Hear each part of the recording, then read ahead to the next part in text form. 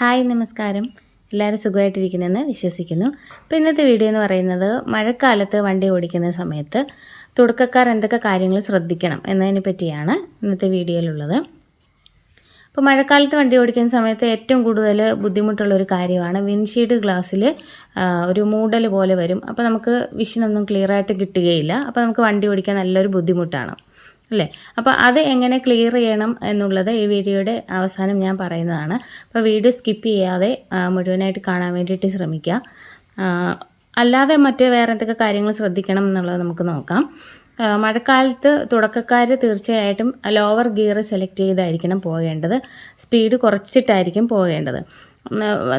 ഒരുപാട് സ്പീഡിലൊക്കെ പോയി കഴിഞ്ഞ് കഴിഞ്ഞാൽ നമ്മൾ ഉദ്ദേശിക്കുന്ന സ്ഥലത്ത് നമ്മൾ ബ്രേക്ക് ചവിട്ടി കഴിഞ്ഞ് കഴിഞ്ഞാൽ നമ്മൾ ഉദ്ദേശിക്കുന്ന സ്ഥലത്ത് നമുക്ക് ബ്രേക്ക് കിട്ടണം എന്നില്ല.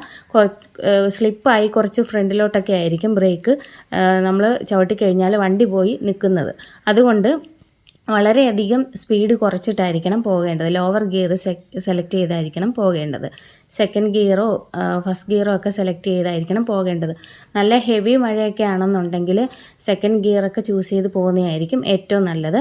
ചെറിയ മഴയൊക്കെ ഉള്ളതെന്നുണ്ടെങ്കിൽ തേർഡ് ഗിയറൊക്കെ ചൂസ് ചെയ്ത് പോകാവുന്നതാണ്. അല്ലാതെ ഫോർത്തും ഫിഫ്ത്തും ഒന്നും ഇട്ടിട്ട് മഴ സമയത്ത് നമ്മൾ പ്രത്യേകിച്ചും തുടക്കക്കാർ വണ്ടി ഓടിക്കാൻ വേണ്ടിയിട്ട് പാടില്ല. അതുമാത്രമല്ല, നമ്മുടെ റോഡല്ലേ, നമ്മുടെ കേരളത്തിലെ റോഡല്ലേ, റോഡുകളിൽ മുഴുവനും കുണ്ടും കുഴിയൊക്കെ ആയിരിക്കും. ഇപ്പോൾ റോഡ് ഏതാ കുഴി ഏതാണെന്നൊന്നും നമുക്കറിയാൻ പറ്റാത്ത അവസ്ഥയായിരിക്കും. കുഴിയിലൊക്കെ വെള്ളം വന്നിട്ടിങ്ങനെ നിറഞ്ഞതുകൊണ്ട് റോഡ് ഏതാ കുഴി ഏതാണെന്ന് നമുക്കറിയാൻ പറ്റുകയില്ല. അപ്പോൾ നല്ല സ്പീഡിൽ പോയി കഴിഞ്ഞ് കഴിഞ്ഞാൽ കുഴിയിൽ വണ്ടി പോയി കിടക്കും. പിന്നെ നമുക്കത് എടുക്കാനൊക്കെ നല്ല ബുദ്ധിമുട്ട് വരും. അപ്പം എപ്പോഴും സ്പീഡ് കുറച്ച് പോകുന്നതായിരിക്കും മഴക്കാലത്ത് ഏറ്റവും സേഫായിട്ടുള്ള ഒരു ഡ്രൈവിംഗ് എന്ന് പറയുന്നത്, പ്രത്യേകിച്ച് തുടക്കക്കാർ. അതേപോലെ ട്രാഫിക്കൊക്കെ ഉള്ള സ്ഥലത്ത് നമ്മൾ വണ്ടി നിർത്തുമ്പോൾ നമ്മുടെ തൊട്ട് ഫ്രണ്ടിലുള്ള വണ്ടിയുമായിട്ട് ചേർത്തിട്ട് നമ്മൾ ബ്രേക്ക് ചെയ്ത് വണ്ടി നിർത്താൻ വേണ്ടിയിട്ട് പാടില്ല. കാരണം എന്ന് വെച്ച് കഴിഞ്ഞാൽ ആ തൊട്ട് ഫ്രണ്ടിൽ എത്തിയിട്ട് നമ്മൾ പെട്ടെന്ന് ബ്രേക്ക് ചെയ്താൽ വണ്ടിക്ക് നമ്മുടെ ഫ്രണ്ടിൽ കിടക്കുന്ന വണ്ടിയുടെ ബാക്കിൽ തട്ടാനുള്ള ചാൻസ് ഉണ്ട്. കാരണം നമ്മൾ ബ്രേക്ക് ചെയ്യുന്ന സ്ഥലത്ത് മഴ അല്ലാത്ത സമയത്ത് നമ്മൾ ബ്രേക്ക് ചെയ്യുമ്പോൾ നമ്മൾ ഉദ്ദേശിക്കുന്ന സ്ഥലത്ത് വണ്ടി ഒരു പക്ഷേ നിൽക്കും. പക്ഷേ മഴയുള്ള സമയത്ത് വണ്ടി സ്ലിപ്പ് ആവാനുള്ള ചാൻസ് ഉണ്ട്. നമ്മൾ ബ്രേക്ക് ചെയ്യുന്ന ആ സ്പോട്ടിൽ തന്നെ വണ്ടി നിൽക്കണം എന്നില്ല. അപ്പോൾ അതുകൊണ്ട് ട്രാഫിക്കൊക്കെ ഉള്ള സ്ഥലത്ത് നമ്മൾ വണ്ടി നിർത്തുമ്പോൾ നമ്മുടെ ഫ്രണ്ടിൽ കിടക്കുന്ന വണ്ടിയിൽ നിന്നും കുറച്ചും കൂടെ ബാക്കിലോട്ട് മാത്രമേ നമ്മളെപ്പോഴും വണ്ടി നിർത്താൻ വേണ്ടിയിട്ട് പാടുള്ളൂ. അതേപോലെ നമ്മൾ ലെഫ്റ്റ് സൈഡ് എപ്പോഴും നോക്കേണ്ട ഒരു കാര്യമുണ്ട്.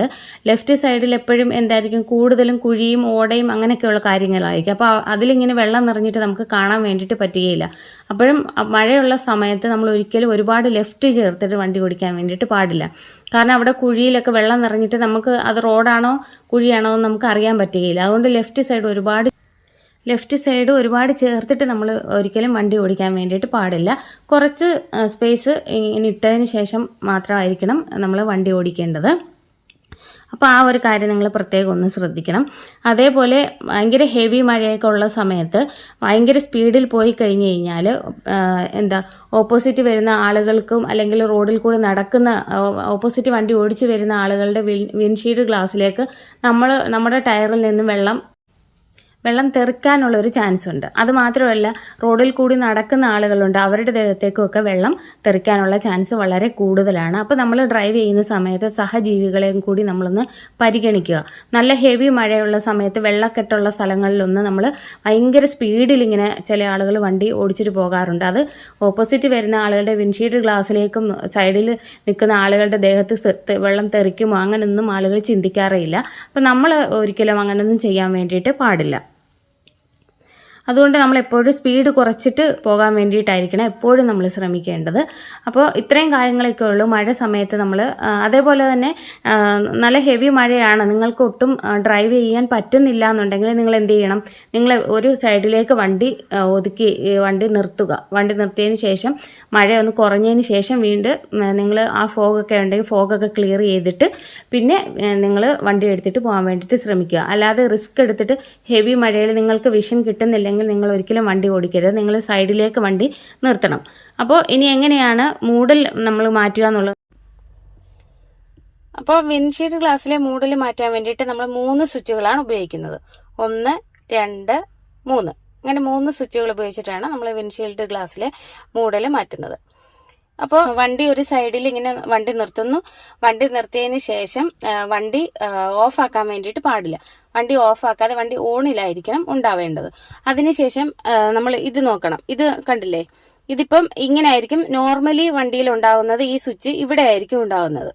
കണ്ടില്ലേ, ഇത് നമ്മൾ AC-യുടെ കാറ്റിന്റെ ഏതൊക്കെ ഭാഗത്ത് വരണം എന്നുള്ളതിന് കൺട്രോൾ ചെയ്യുന്നതിനുള്ള ഒരു സ്വിച്ചാണിത്.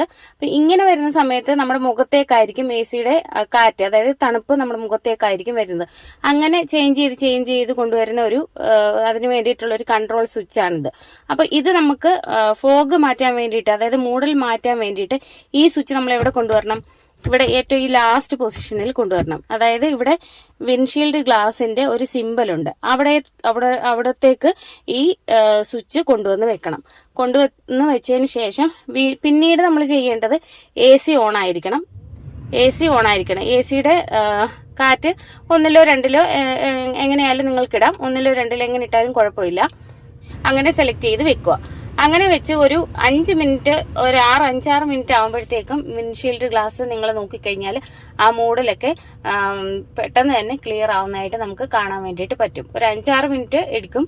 ആ ഒരു 5-6 മിനിറ്റ് കൊണ്ട് തന്നെ ആ വിൻഷീൽഡ് ഗ്ലാസ്സിലെ മൂടൽ നമുക്ക് ക്ലിയർ ആവുന്നതായിട്ട് നമുക്ക് കാണാൻ വേണ്ടിയിട്ട് പറ്റും. ഇനിയും പെട്ടെന്നാണ് നമുക്ക് ക്ലിയർ ആവണമെന്നുണ്ടെങ്കിൽ നമുക്ക് എന്ത് ചെയ്യാം? ഈ ഒരു സ്വിച്ചും കൂടി നമുക്ക് ഉപയോഗിക്കാം. ഈ ഒരു സ്വിച്ച് വണ്ടിക്കുള്ളിലെ ടെമ്പറേച്ചർ മാനേജ് ചെയ്യാൻ വേണ്ടിയിട്ടുള്ള ഒരു സ്വിച്ചാണ്. അപ്പൊ എപ്പോഴും ഇത് ഉണ്ടാവുക ഈ ഒരു ലെവലിലായിരിക്കും ഉണ്ടാവുക, അതായത് ലോ ടെമ്പറേച്ചറിലായിരിക്കും ഈ സ്വിച്ച് വെച്ചിട്ടുണ്ടാവുക. അപ്പൊ നമുക്ക് പെട്ടെന്ന് വിൻഷീൽഡ് ഗ്ലാസ്സിലെ മൂടൽ മാറ്റണം എന്നുണ്ടെന്നുണ്ടെങ്കിൽ നമ്മൾ എന്ത് ചെയ്യണം? ഇത് നമ്മൾ കൊണ്ടുവന്നിട്ട് ടെമ്പറേച്ചർ ഇവിടെ ഇങ്ങനെ വെച്ച് കഴിഞ്ഞാൽ ഏറ്റവും കൂടുതൽ ടെമ്പറേച്ചർ ഉള്ള ഒരു സ്ഥലത്തേക്കായിരിക്കും നമ്മൾ വെക്കുന്നത്. അപ്പം വണ്ടിക്കകത്ത് നല്ല ചൂടുണ്ടാകും.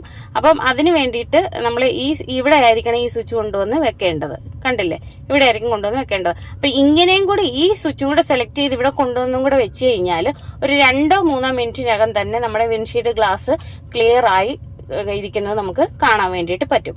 അപ്പം ഇത് വേണമെന്നുണ്ടെങ്കിൽ നമുക്ക് യൂസ് ചെയ്യാം, ഇല്ലാന്നുണ്ടെങ്കിൽ ഇത് തന്നെ സെലക്ട് ചെയ്ത് നമുക്ക് യൂസ് ചെയ്ത് നമ്മുടെ വിൻഷീൽഡ് ഗ്ലാസ് നമുക്ക് ക്ലിയർ ആക്കാവുന്നതാണ്.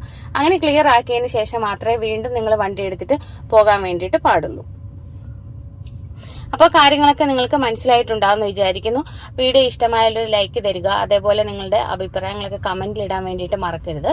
അതേപോലെ വീഡിയോ ആവശ്യമുള്ള നിങ്ങളുടെ ഫ്രണ്ട്സിനും റിലേറ്റീവ്സിനൊക്കെ ഒന്ന് ഷെയർ ചെയ്ത് കൊടുക്കുക കേട്ടോ.